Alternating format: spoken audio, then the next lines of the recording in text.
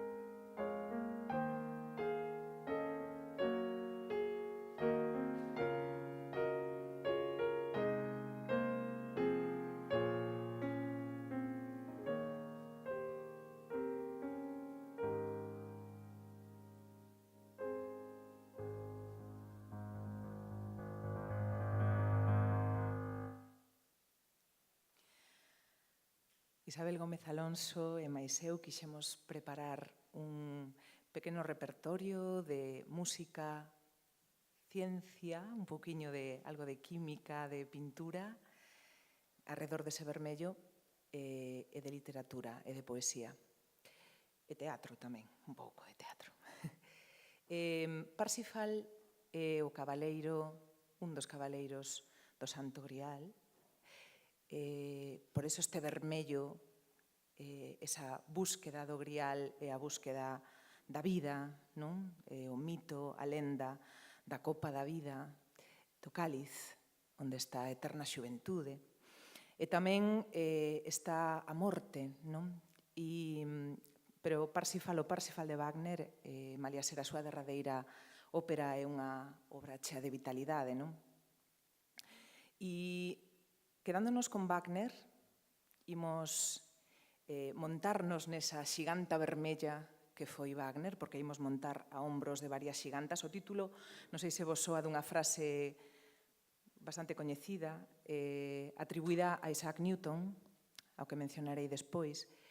El, nunha carta a Robert Hooke, Isaac Newton, dicía que si el puido chegar tan lonxe foi porque ia montado, chegar tan lonxe non, ver tan lonxe. Si el puido ver tan lonxe era porque estaba montado a hombros de xigantes.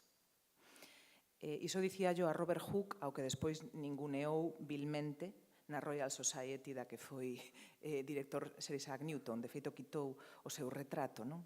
Para que vexamos a importancia da arte tamén como maneira de simbolizar e de representar as persoas, non? De facelas visibles. Isaac Newton dicía esa frase, que en realidad era unha frase xa coñecida, e por eso esta noite quixemos montarnos a hombros de varias xigantas. A primeira delas foi Wagner, e Wagner, que ademais dis que era sinestésico, a sinestesia, lembrando un pouco, é esa... Hai xente que a consideraba patoloxía, pero creo que máis ben é unha habilidade que nos permite percibir cun dos sentidos, cun dos denominados 5 sentidos, un estímulo que en realidade pertence a outro sentido. Agora acabamos de escoitar un pouco, grazas a este Parsifal que interpretou Isabel ao piano, puidemos escoitar un pouco este cadro. Así que pregunto-vos a que soa a pintura ou a que sabe a música. Esas son preguntas sobre sinestesia. Non sei se algunha vez sentistes algo así, non? Cando falamos de voces que son aterciopeladas, por exemplo, ou que son ásperas, estamos en realidade falando de algo que é do oído, pero atribuíndolle un adxectivo que é táctil.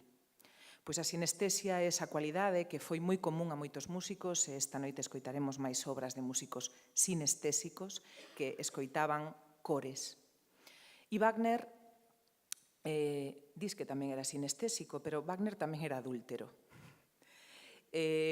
Porque o seguinte que imos interpretar é unha peza dos 5 Wesendonck-Lieder, as cancións Wesendonck, e chámanse así porque Wagner, durante unha época da súa vida na que sempre estaba asediado por débedas, fuxindo dos seus acredores, refuxiouse nunha casa, nunha extensa propiedade dun comerciante de sedas, que lle pagou, axudouno a pagar as súas débedas, ofreceulle a ele, a súa muller, a muller de Wagner, cubillo na súa casa, co resultado de que Wagner namorouse da muller deste comerciante de sedas, que se chamaba Matilde Wesendonck.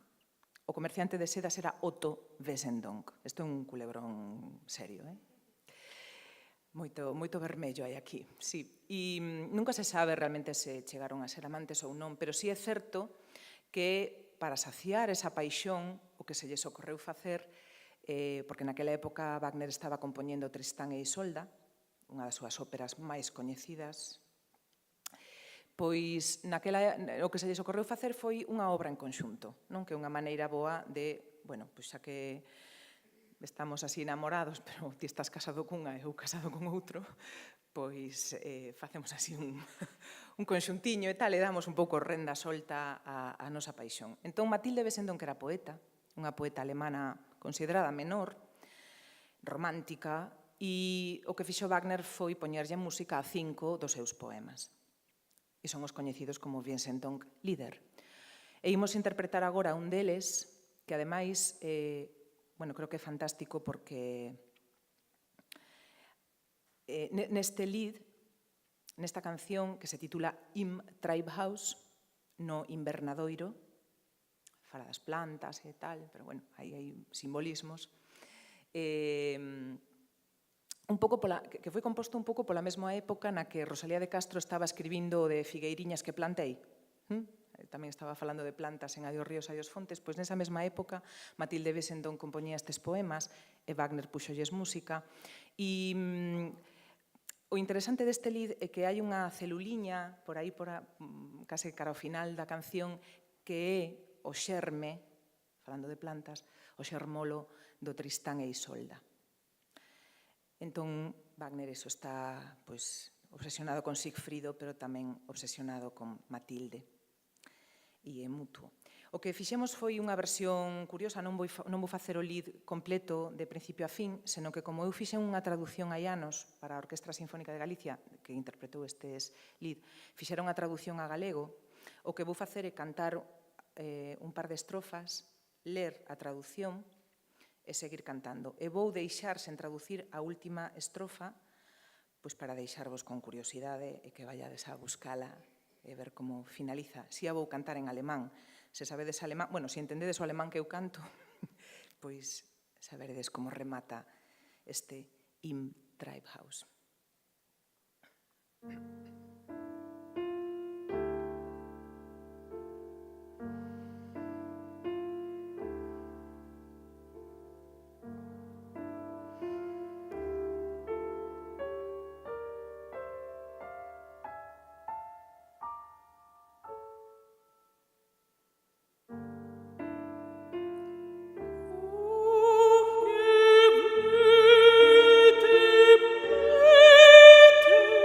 Cruz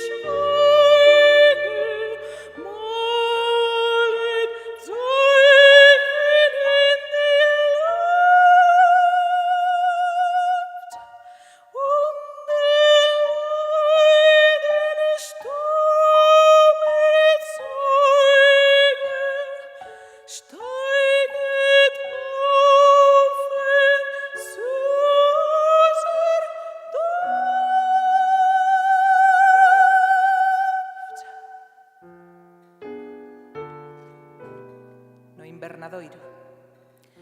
Coroas vizosas en altas arcadas dos seis de esmeralda, vos, fillas de afastadas terras, dicídeme por que vos lamentades. Inclinades en silencio as vosas polas, trazando signos no aire, e testemunha Buda do voso pesar, exhalades un doce perfume. Grandes no ardor e no desexo, abride os vosos brazos para estreitar en van o horror e o espanto do baleiro. Foolish voices, arme Pflanze, sie teilen wir, ob umstrahlt wohl Licht und Glanze, unsere Heimat ist nicht hier.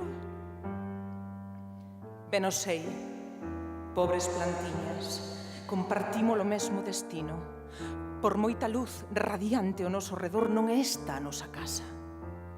E igual que o sol alegremente deixa o baleiro esplendor do día, aquel que sufre en verdade se envolve no escuro manto do silencio.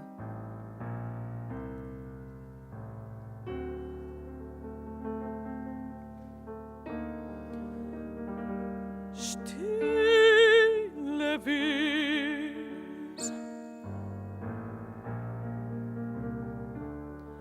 ein tosender Wirbel, fühlet bang den dunklen Raum.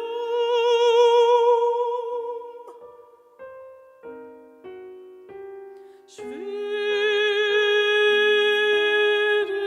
Tropfen seh ich schimmen an der Blätter grünen Saum.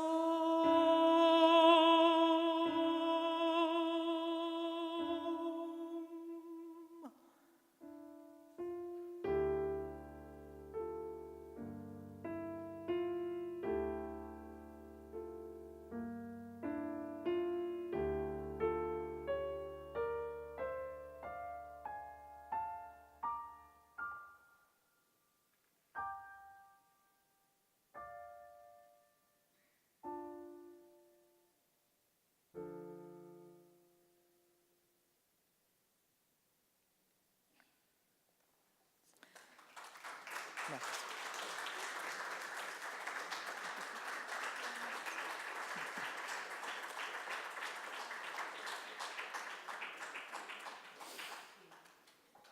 Ben, a que soa a pintura? A que sabe a música? A que sabe a pintura? Bueno, realmente os pigmentos que ao longo da historia acompañaron o ser humano, imagino que algún deles o probarían. De feito, había un deses pigmentos que os nosos devanceiros hai miles de anos, dúcias de miles de anos, bueno, un par de dúcias, usaban para pintar as mans en negativo nas covas. Sabedes? Coñecedes esas mans en negativo que hai sobre todo en focos de Cantabria, sur de Francia, tamén hai en Levante, tamén hai en África, en Latinoamérica tamén, Sudamérica. Eu puiden ver algunhas na Cova do Castillo de Cantabria e son extraordinarias. A min fascínanme esas mans, porque unha cousa curiosa dos artistas que pintaban artistas supoño que había de todo, non? Que non tiñan que ser especificamente artistas, pero que decoraban como artistas as covas, e que non pintaban seres humanos, ata xa pasados varios miles de anos, non? Pintaban animais, como sabemos, había humanos moi esquemáticos, como vistos ao lonxe, pero non rostros, por exemplo. Sen embargo, si as mans. E as mans debuxábanas cunha técnica na que tiñan que probar un pouco ese pigmento. Tiñan que saborear a pintura. Facíase cunha cunca na que se disolvía un pouco de pigmento. Para facer os vermellos eran tipo ocres ou óxidos de ferro, e se disolvía o pigmento e cun par de osos de paxaro, postos de maneira perpendicular, ocos, sopraban, seguindo un efecto que se coñece como efecto Venturi, porque tiñan que soprar e saía exactamente o mesmo mecanismo dos aerógrafos na actualidade, para pintar con aerógrafo. Entón, o que facían realmente era unha plantilla, non? Das súas mans. Por iso a meirande parte das mans son esquerdas. Facían ese sistema soplando e quedaban mans esquerdas. Como había zurdos, e había unha porcentaxe similar a zurdos a que hai hoxe en día, máis ou menos un 15%, tamén hai mans diestras nesas representacións de mans, non? Seguindo un pouco os séculos, a cerámica grega, por exemplo, a cerámica destas vasillas que hai de figuras negras primeiro e de figuras vermellas despois, tamén tería sido imposible sen o control do ferro, da arxila ou o control do oxíxeno na cocción das pezas. Así lográbase un vermello e un negro a partir de distintos óxidos de ferro. Chegando á Idade Media, seguramente vos soa a palabra miniatura. E sigo co fío vermello, estamos todo o tempo así falando de vermellos, porque realmente o vermello é unha das cores que hai dende o principio, así como o azul é unha cor moderna. De feito, Homero na Odisea non menciona o azul para nada, para el o mar é color viño, non sei en que pensaba Homero ou que pensaban os gregos, pero o mar non era azul, a palabra azul non existía. O ceo era branco, pois o azul é como unha sofisticación máis contemporánea, pero o vermello está dende o principio. De feito, todas as culturas na categorización das cores, que hai variedade, hai culturas que teñen varias palabras para o verde, varias palabras para o azul, varias palabras para outro tipo de cores que nós non recoñeceríamos, pero o vermello é unha das básicas, non? Branco, negro e vermello son a tríada que aparece sempre en primeiro lugar. O vermello é unha cor fundamental, non? E indo, dicía, a Idade Media, a palabra miniatura, coñecedes, non? O que, bueno, hoxe en día usámola como algo pequeniño, non? Un mini, unha mini Saya, un mini Cooper, algo mini é algo pequeniño, pero en realidade a orixe está no río Miño. En vez de ir do Miño ao Bidasoa, imos do Miño a mini Saya, non?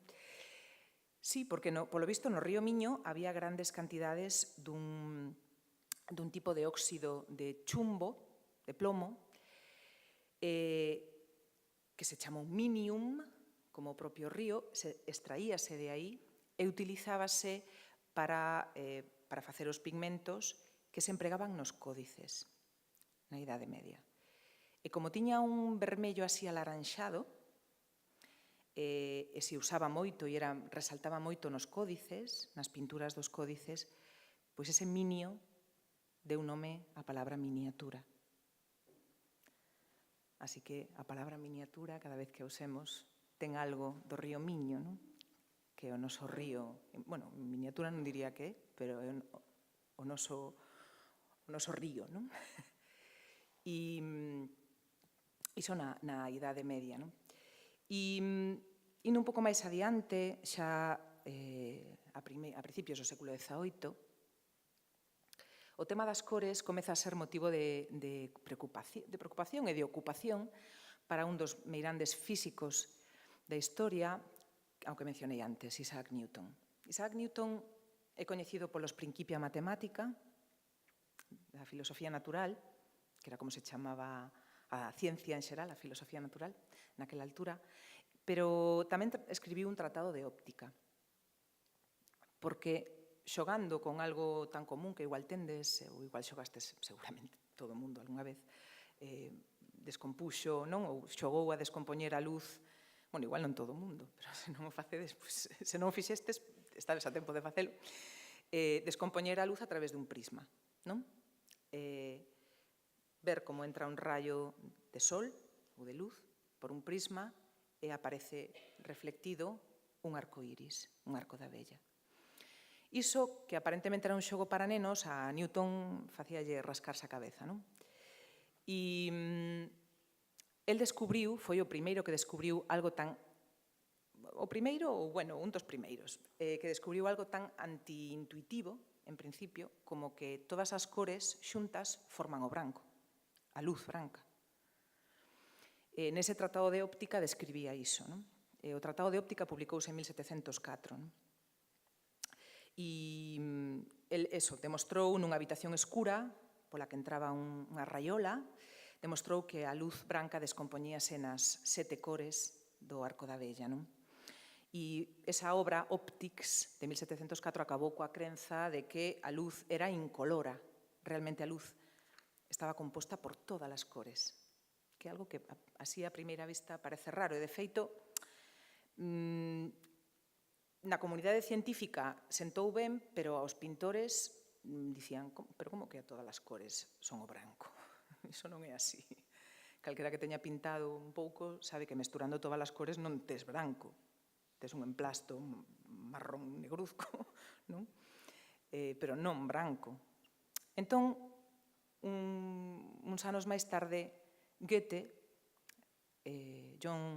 Johann Wolfgang Goethe, o poeta e tamén naturalista e científico, aínda que a súa obra científica é menos coñecida, pero era un gran coleccionista de minerais e fósiles, Goethe. De feito, considerábase un poeta menor, el a sí mismo, nun alarde realmente de humildade. Pois el traballou sobre a teoría da cor. E, de feito, escribiu un tratado sobre as cores, a teoría da cor. El non estaba moi de acordo con Newton, así como moi farruco el, que te dixo, non, Newton está equivocado. Realmente percibimos as cores de outra maneira. E a teoría de Goethe é interesante porque meteu a noción de percepción. El fixo un círculo cromático no que se opoñían o amarelo, morado, verde, vermello, azul e laranxa. Ese círculo cromático influiu moitísimo na arte posterior, por exemplo, en pintores como Turner, pintor británico. Así que, bueno, as cores e a búsqueda das cores sempre foron interesantísimas ao longo da historia da arte. O azul daría para outra charla distinta, porque o azul era dificilísimo de atopar, había o azul de ultramar, o lapislázuli, sempre era moi caro, de aí que a Virxe apareza en moitas representacións medievais e renacentistas con ese manto azul, porque era como a cor máis cara para ela, pero o vermello tamén aparecía constantemente como unha cor de poder, de gloria, era o símbolo de Xesucristo, por exemplo, do sangue, da paixón, entón sempre se empregaban vermellos moi fortes, non? Utilizábase cinabrio, moi fortes e moi velenosos, non? O cinabrio, por exemplo, é velenosísimo e se utilizou moito, é un composto a partir do mercurio. Os pobres escravos que traballaban nesas minas tiñan vidas curtas. Van Gogh, por exemplo, pintou lirios, uns lirios en 1890, utilizando eosina. A eosina é un composto de fórmula longuísima, de carbono, hidróxeno, bromo, sodio, oxígeno, usando eosina para o color vermello, para a cor vermella. A eosina úsase en cloroformo, en farmacia, en medicamentos, non? E chámase así, ten un nome poético, porque eosina procede de Eos. Alguén lle soa quen era Eos? Unha divindade, seguro que o sabedes, unha divindade grega, Eos. Seguro que estades aí pensando e non o dicides. Soavos Eos, divindade grega. Ah? Non, non era da fertilidade, non. Non. Tiña un epíteto, moitas divindades gregas tiñan epítetos, e Eos era a de rosados dedos. Así aparece na Odisea e na Ilíada. Eos, a de rosados dedos. E o Mencer era a deusa da aurora.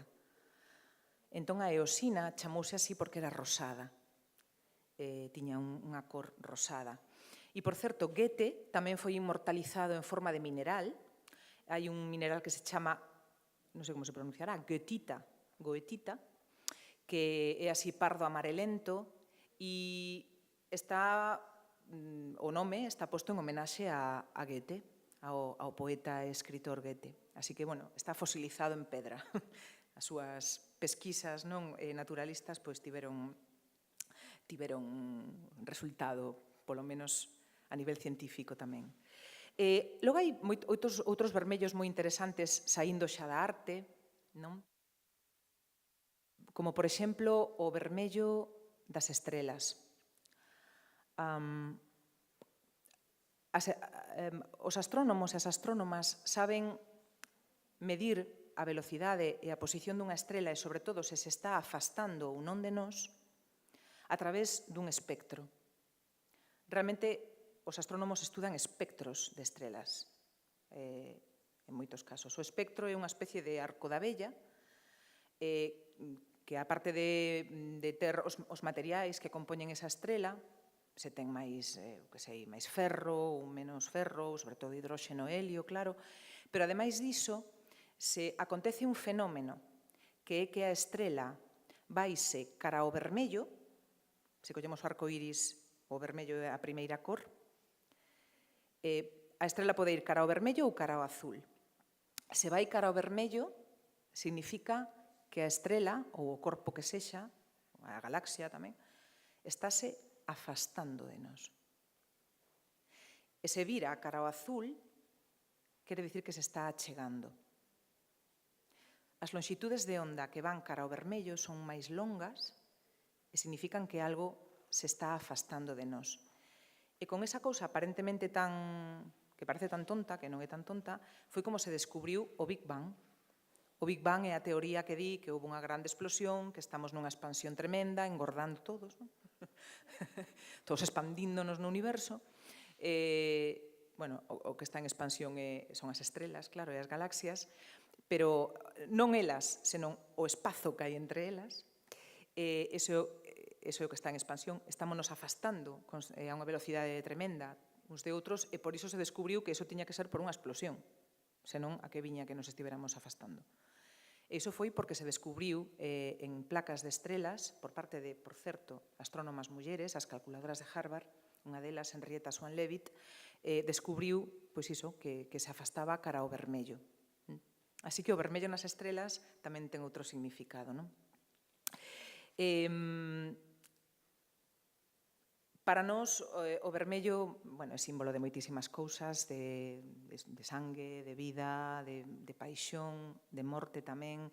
É unha cor que nunca pasa inadvertida, todos os seus nomes, escarlata, encarnado, a cor da carne, o vermello, que ven do vermilio, que era un insecto, o Kermes vermilio, de onde ven vermello tamén, un insecto que se empregaba machacado para facer pigmento tamén, e, de feito, este carmín que eu levo nos beizos probablemente proceda ou teña un tipo de colorante que é E120, que en realidade procede de cochinillas.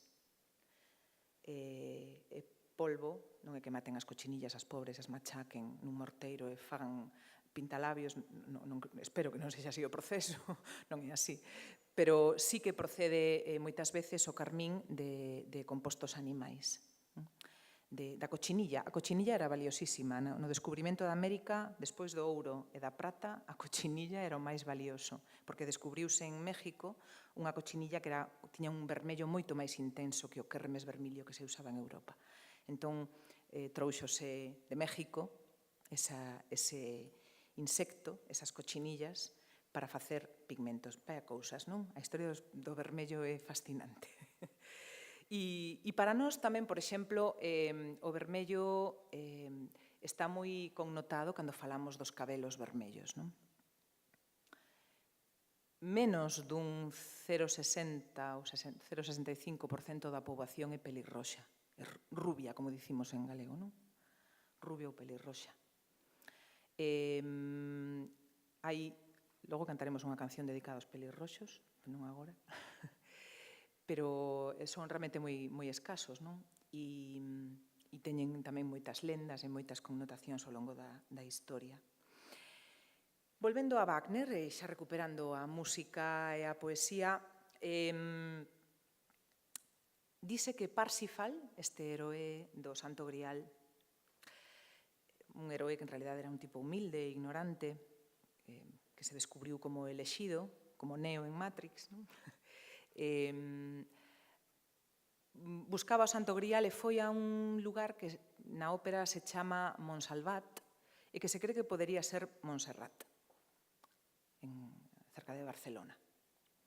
Así que imos ir ata alí, porque alí en Montserrat atopouse un códice que se chama, non sei se vou dicir ben, Isabel, ti sabes mellor que a min pronunciar, se non colles o micro e me dices, non, está mal, te equivocaste. Llibre vermell. Vermell. Vermell. Llibre vermell. O libro vermello. Chamase así porque estaba envolto, encadernado en tapas vermellas. E ese llibre vermell contiña cancións, algunhas en catalán, en occitano, é do século XIV. En occitano, en catalán e en latín. Así que imos ir a ese llibre vermell, imos abrilo, e dese llibre vermell vai sair unha estrela que brilla. Chámase Stella Splendens, unha obra do século XIV dun libro vermello.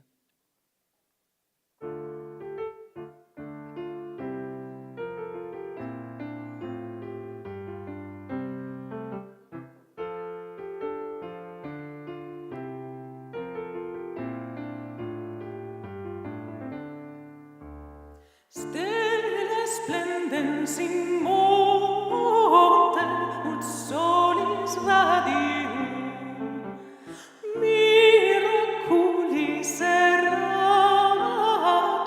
exaudi populum, concurrunt universi gaudentes populi, divides et et parvuli, stelle splendens in monte, ut solis radium, miraculis errato, exaudi populum.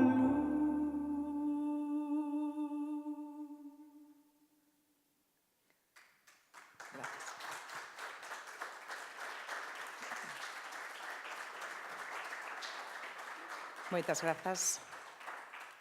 Un pouco de século XIV dun libro vermello. Imos agora a un libro que se chama Autobiografía de Vermello, é unha obra xa do século XXI, publicada por unha poeta canadense extraordinaria, é moi sui generis, é unha novela en verso, e eu non podía deixar de ler nada dela, que se chama Anne Carson, aquí, desa novela, Autobiografía de Vermello, porque falamos do vermello, non? Pero que, ademais, os protagonistas desa novela en verso son Xerión e Hércules, que están aquí, non? Bueno, Xerión témolo aí enterradiño, disque, non? Estamos na cidade de Xerión, non? Tamén na de Hércules, pero tamén na de Xerión. O protagonista desta novela en verso é Xerión, pero non o Xerión e o Hércules da mitoloxía, senón unha parella do século XX que se enamora e que teñen unha historia de paixón extraordinaria nesa autobiografía de Vermello.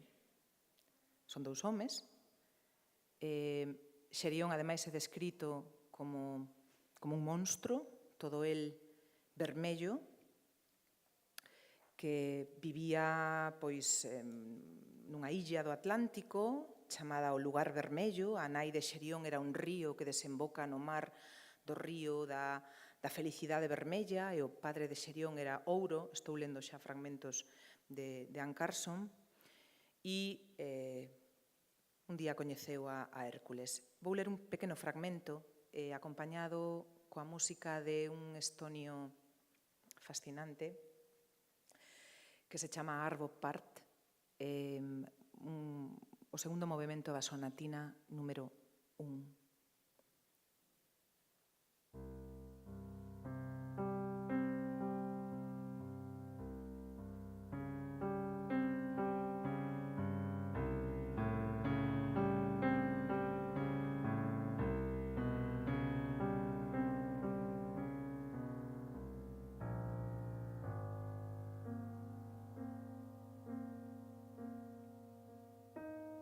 Nunca saberei como vestí o vermello, e ti nunca saberás como o vexo eu. Pero esta separación da conciencia recoñécese só logo dunha falla na comunicación, e o noso primeiro impulso é crer nun ser indivisible entre ambos. Mentres lía isto, Xerión sentiu algo así como toneladas de magma negro a rebulir nas rexións máis profundas de si mesmo. Volveu os ollos ao inicio da páxina e comezou de novo.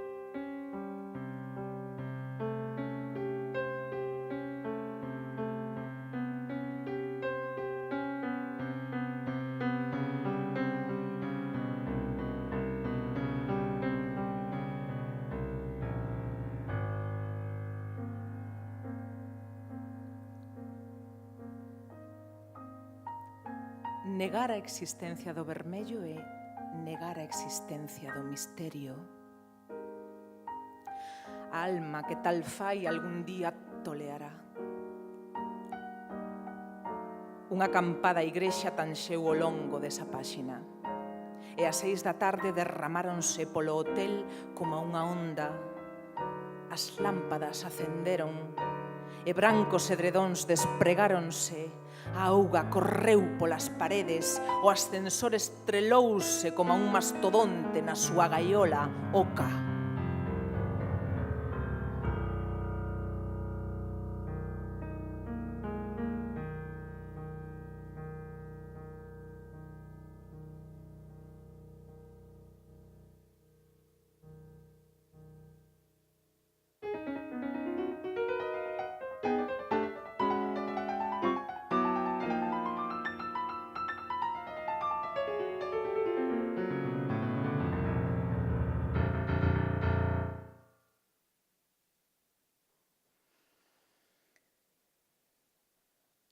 Dicíamos, teñamos que mandarlle unha carta a Anne Carson para dicirlle ben que lle queda esta música a súa poesía, non? Creo que igual lle gustaba sabelo.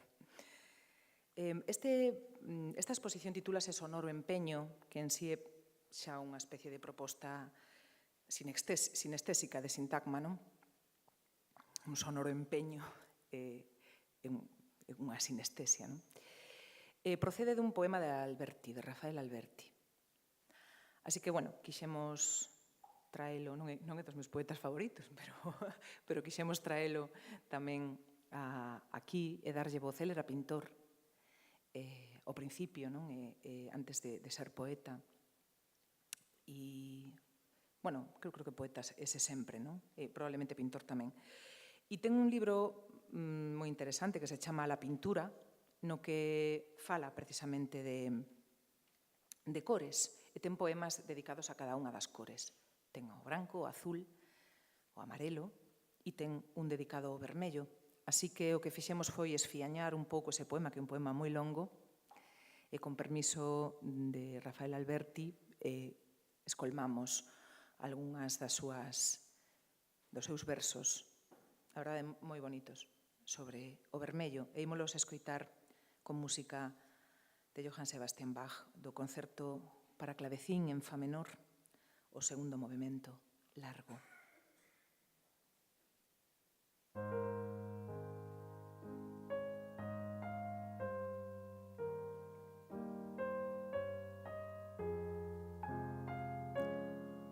Soy el primer color de la mañana y el último del día. Lo mismo que mis otros hermanos, sometido, Giotto, al rigor del éxtasis geométrico. Pleno rubor redondo en la manzana.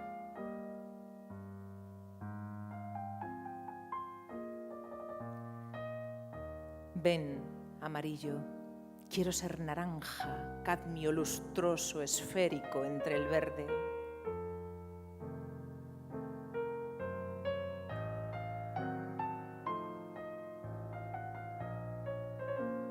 Pierdo el sentido en rosa, hasta desvanecerme en casi blanco. Canto en la lengua, tiño con un húmedo rosa a las palabras. Un rosa con escarcha, de Velázquez. A veces desafino hasta la cima del más profundo rojo insoportable.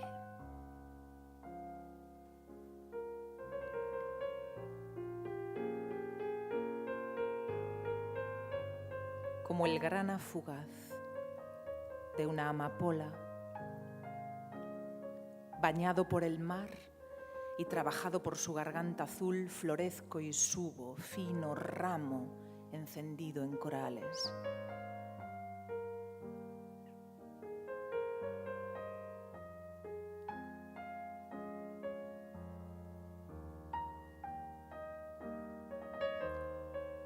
Pensad que ando perdido en la más mínima, humilde violeta.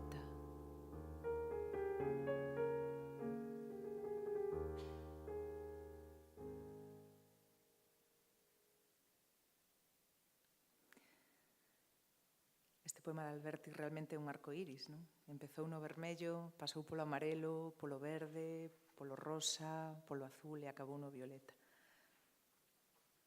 O primeiro e o último verso si son os que están en orde. O resto saltamos algunhas cousiñas, pero en esencia así era. Moi ben, hai un tema baseado precisamente en Alberti, que seguro que ides recoñecer.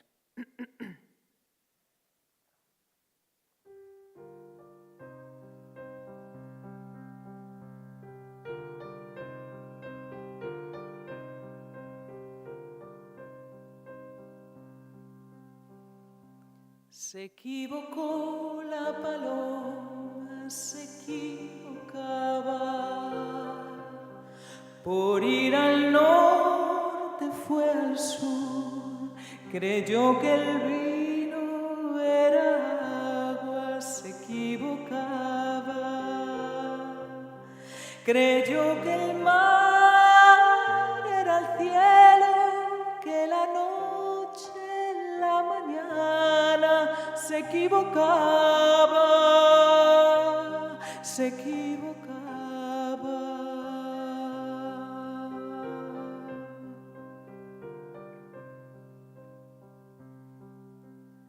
Que las estrellas rocío, que la calor, la nevada, se equivocaba,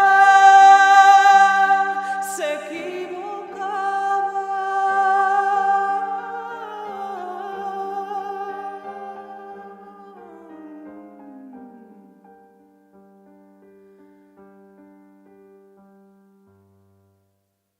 Que tu falda era tu blusa, que tu corazón su casa, se equivocaba. se equivocaba.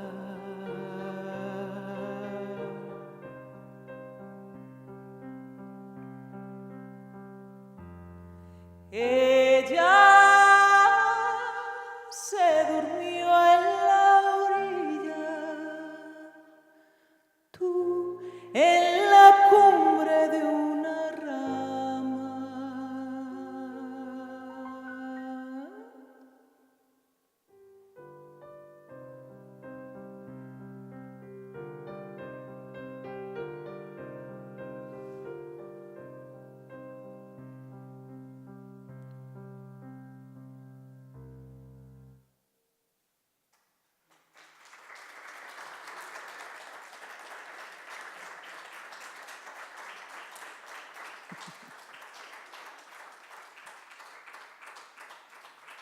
Vou facervos unha confesión. Sabedes que en todo libro ten que haber unha errata, unha gralla, non? Sempre hai algunha.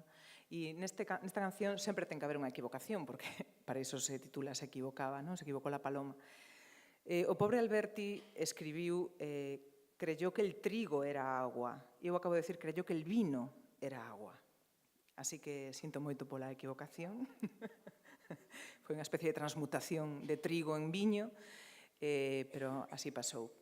Antes falei de pelirroxos, e, bueno, aquí temos un local fantástico que é Pelirroja Merchi, non sei se coñecedes, en homenaxe a unha pintada que había en Monte Alto sobre unha pelirroja, non? Temos unha pelirroxa famosa na Coruña, e queríamos interpretar unha pincelada de vermello en homenaxe a pelirroxos e pelirroxas, transmutando unha canción que interpretou Nina Simone magistralmente. E eu, bueno, como non son Nina Simone, non vou cantar Black is the color of your hair, sino que vou cantar of my true love's hair, ese é o título, Black is the color of my true love's hair.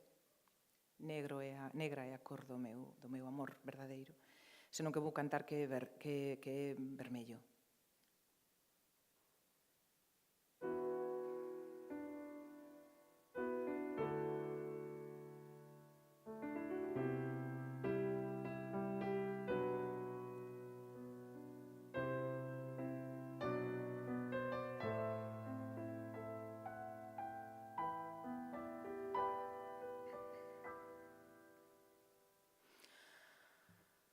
Red is the color of my true love's hair. Her fairest face and wondrous hair,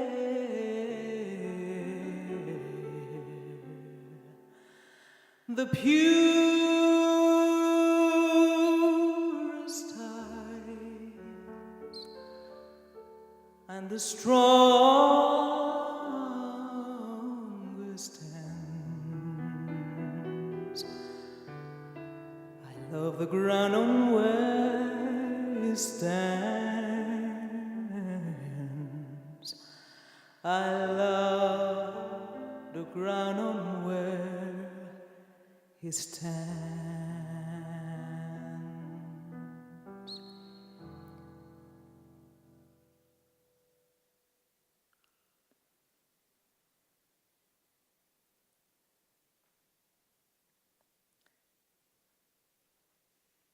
Alexander Scriabin, bueno, en ruso, Alexander Scriabin, é un compositor e pianista magnífico, recoñecido sinestésico. Scriabin, ademais, fachendeábase de poder escoitar as cores, e o seu sistema de cores, a diferencia de outras experiencias sinestésicas noutros compositores como Olivier Messiaen, como Kandinsky, o artista que tendes aí nese cadro fantástico, Esbrancuxado, titúlase. Pois a diferencia de outros sinestésicos, el ordenábase o círculo de quinta en quinta, indo de quinta en quinta. e está baseado no sistema que Isaac Newton precisamente describe no seu libro Optics, de sol, re, la, mi, fa sostido, la bemol, and so on. Así que agora vou vos deixar con Isabel Gómez Alonso e un estudo, opus 8, número 1, de Alexander Scriabin.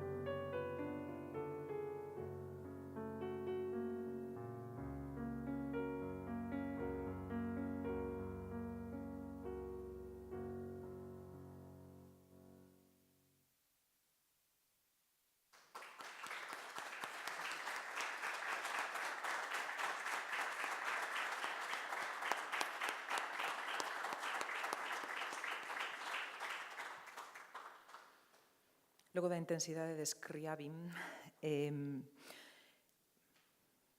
quero interpretar coa axuda de Isabel un fragmentiño pequeno dunha obra que se chama Red, Vermello, de John Logan.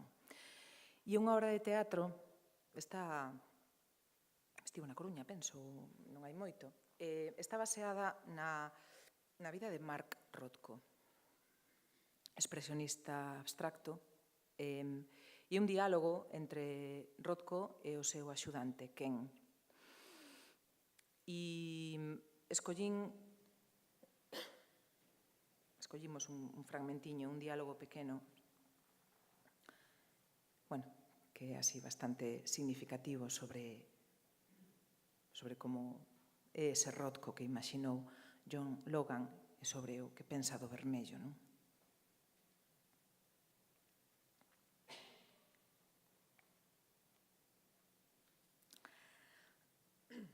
Eu vou ser Mark Rothko e ela vai ser Ken.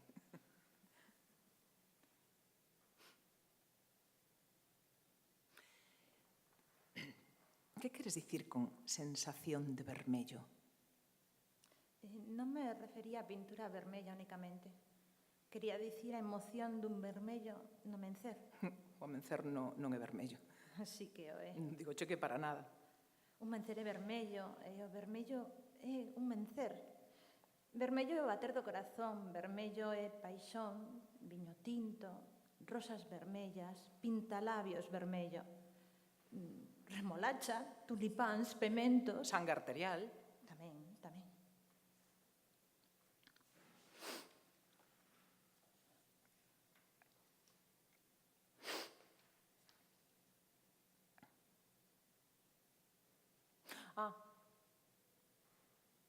O óxido dunha bicicleta sobre o céspede. O bombardeo de Dresde na noite.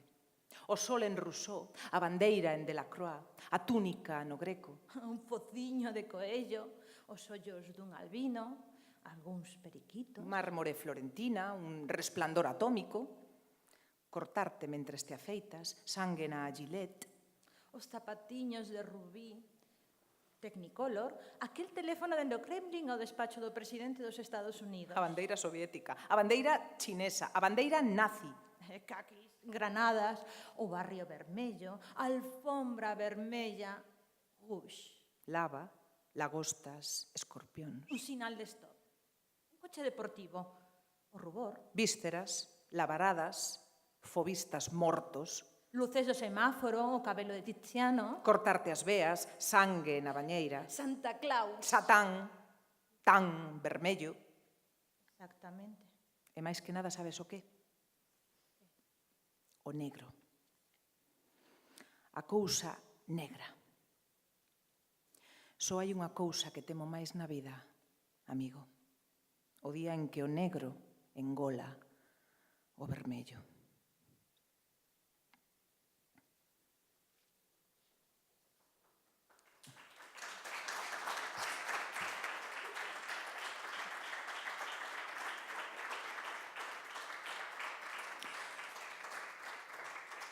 Bueno, falando de engulir, e así para aliviar un pouco estes pesadumes, falando de engulir, gustan vos as mazás? Sí, é unha froita común. Esta xa traía cortada de casa. É que eu... Sí, claro, non teño tan boa man. Ia abrila aquí, pero como sempre mermo un lío coa navalla, teño aí a navalla, pero para non facer o que contaba Marc Rothko de cortarse e tal, e non facer aquí unha performance destas sanguinolentas, xa a trouxen cortada.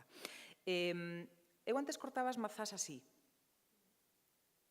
pero un día abrina desta maneira, agora empezouse a oxidar un pouco xa, abrina desta maneira, e dentro das mazás, cando as abrimos así polo ecuador, en vez de polo norte a polo sur, entendéndonos, cando as abrimos así polo ecuador, o que hai dentro é unha estrela de 5 puntas, que é o pebideiro onde están as sementes.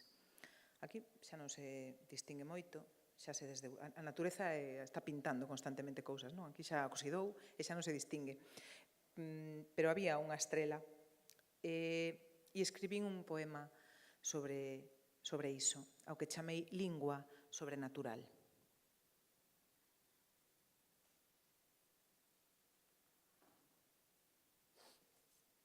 Pertence a un libro que se titula Curiosidade. Se abres unha mazá, se lle partes o corazón no medio cun corte crocante dos que desprenden olor, un cheiro rubio profundo por un silencio a clorofila. Se abre la mazá así entre as túas mans de primate, esas mans que non coñezo e adoro de antemán.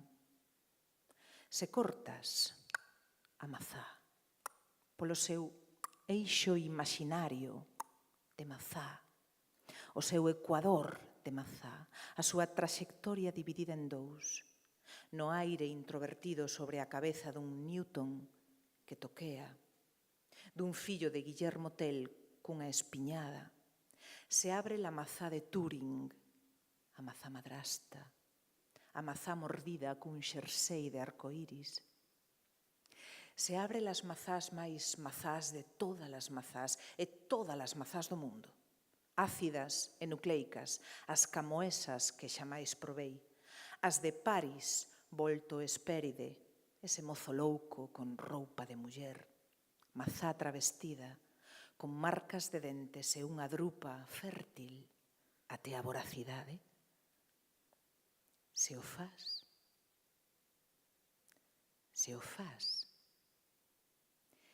mete a lingua na estrela de 5 puntas que rodea o poema. La pomme fatal. Pebideiro de estrela, semente de cianuro. Ácido azul a eslavar enlaces celulares. Mete a lingua no que non se atreven outras. Mete a lingua teadora fin das mazás en flor. Estrela coa túa lingua na semente do abismo. É dicir, rompe a falar. Rompe a falar de oibo vivo que unha vez foi escuro no centro explosivo dunha froita fetal feita na luz. A túa lingua cara ao sobrenatural.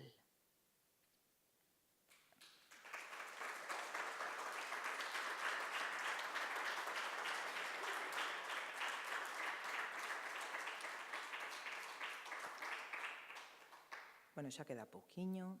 Hai un texto que pertence ás neuronas irmás, o último libro de poemas que publiquei, que obtivo o premio precisamente desta casa, da Fundación PEN Galicia, no ano 2017, publicouse ano pasado, no 2018. E hai un poema moi pequeniño que vou ler agora con música de Darío Marinelli, creo que é o apelido, Marinelli, e que pertence a unha película que non sei se coñecedes, pero, falando de vermellos, creo que Orgullo e Prexuízo é unha das grandes historias de paixón, que a mí non me gusta moito ese tipo de películas, pero esa película gustoume moito. Creo que é a única que me gusta dese estilo, dese xénero.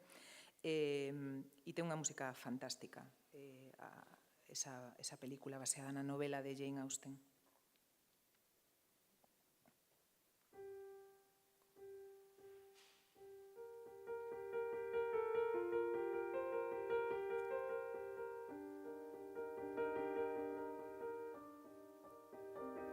Agora que a miramos ao microscopio, a vida, que o albiscamos no observatorio, o antes, que abrazamos o cerne no cern, tanto ti como a min, a mesma curiosidade, todo canto vive, helio ou cilio, mesmo o amor alén morte, teñen forma de neurona, conectan.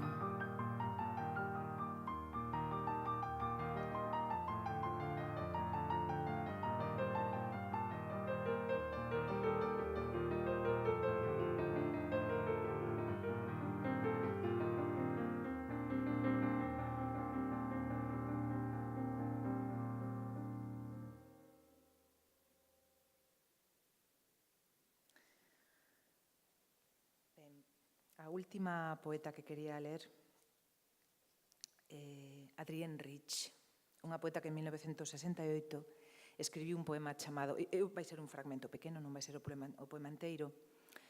O poema chamase Planetarium, está dedicado a unha das pioneiras da astronomía, Caroline Herschel, a irmán de William Herschel. El era o astrónomo real do rei Xorxe.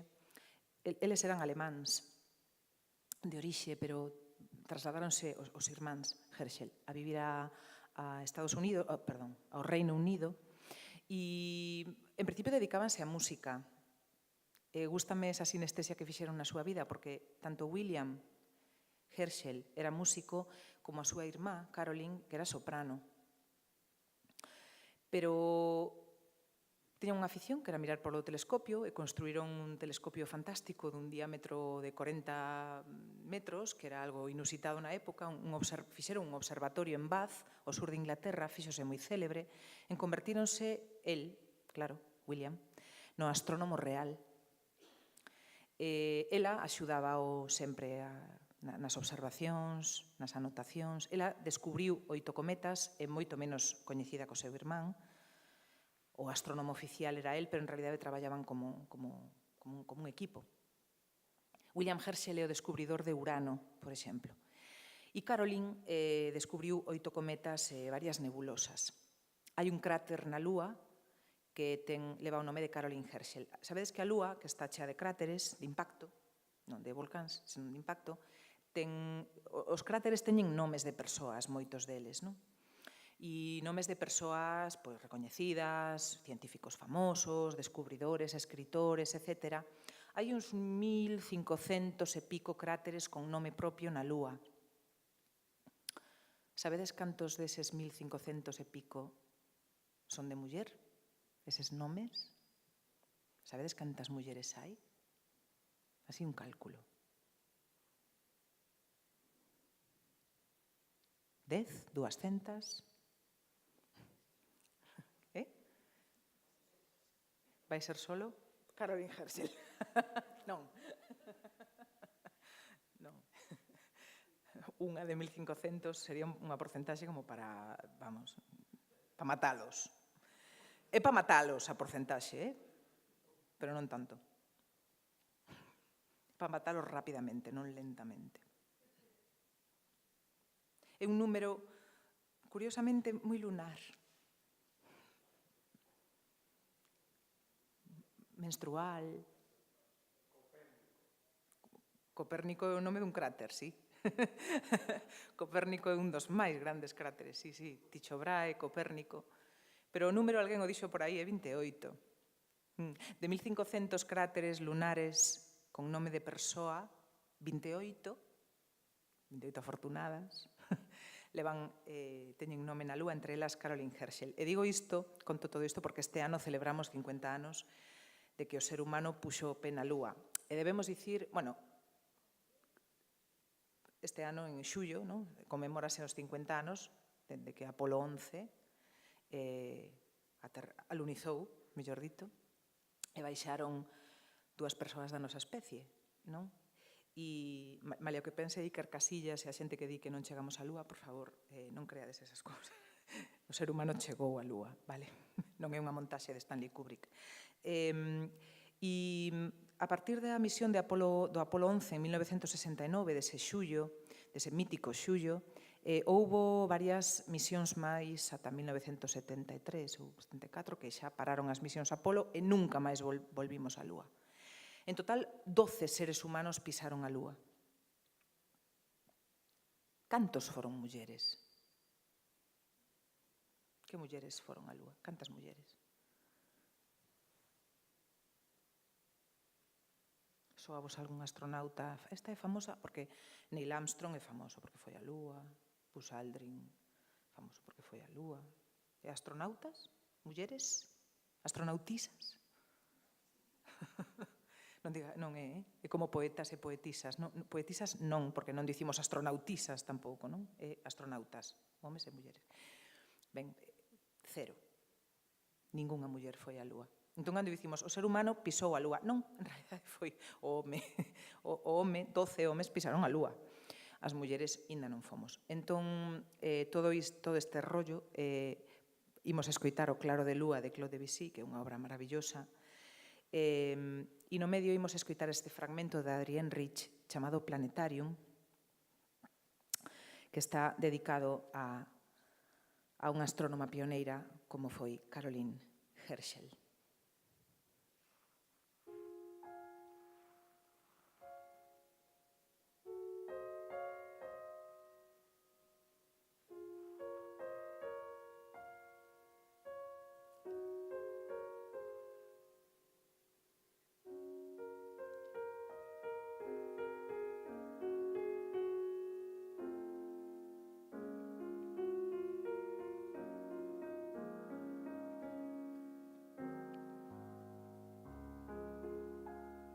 Unha muller coa forma dun monstro.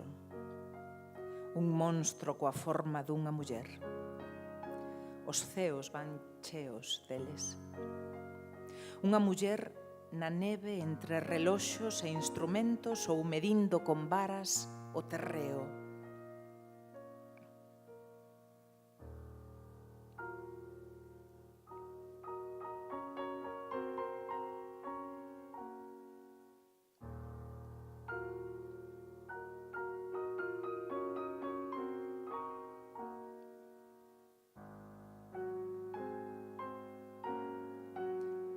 Para descubrir nos seus 98 anos de vida 8 cometas.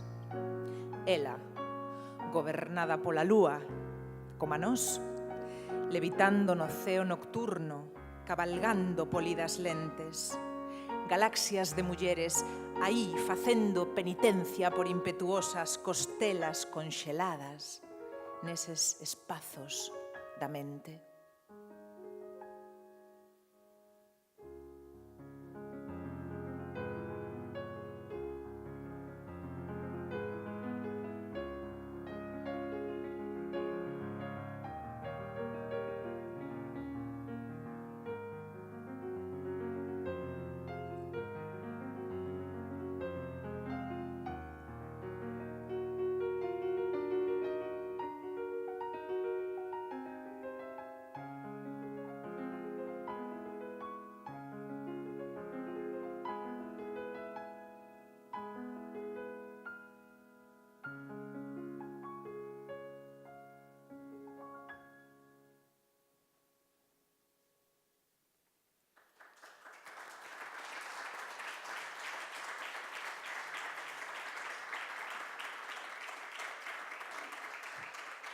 Ben, chegamos ao final e queríamos montar na Lúa, xa estamos un pouco na Lúa. Antonte houve unha lúa chea magnífica, non? O que lle chaman superlúa, que tampouco é superlúa. E lúa de neve, bueno, agora ten unha serie de epítetos completamente surrealistas. É unha lúa normal e corrente que está no perixeo, está na súa posición na órbita máis cercana á Terra e estará no apoxeo cara a setembro, cara ao 16. Entón, sí, é certo que se ve un poquinho máis grande, pero logo o de neve, superlúa de sangue, as lúas vermellas e todo isto xa son imaginacións nosas. Pero, bueno, como a fascinación pola lúa é moi grande e acompáñanos dende sempre, pois perdonámonos a nós mesmos, non? Todas esas incongruencias. Así que montamos nesa lúa e ademais ímolo facer a través dunha película que se chama Moulin Rouge. Acabamos cun muiño vermello de muiñada, non? É unha muiñeira, pero a la francesa. Así que da banda sonora de Moulin Rouge, da película, chamase Complaint de la Butte. Espero que tampouco saibades moito francés. E ademais foi cantada por Rufus Wainwright, un gran cantante estadounidense. E Rufus, o seu nome, significa rojo. Volvemos ao tema. Así que marchamos na lúa, nunha lúa vermella, con Rufus Wainwright e coa Complaint de la Butte.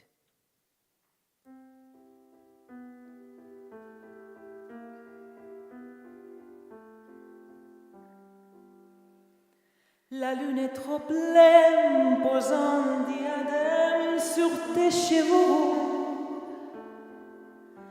La lune est trop rose, des gloires éclaboussent ton jupon trop trou. La lune est trop pâle, caresse le pâle de tes yeux glacés. Princesse de la rue, sois la bienvenue dans mon cœur blessé. Les escaliers de la butte sont durs aux misérés. Les ailes du moulin protègent les amoureux. Et voilà qu'elle trotte, la lune qui flotte, la princesse aussi.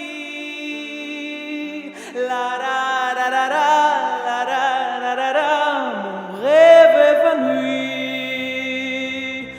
Les escaliers de la butte sont durs aux misérés. Les ailes du moulin protègent les amoureux.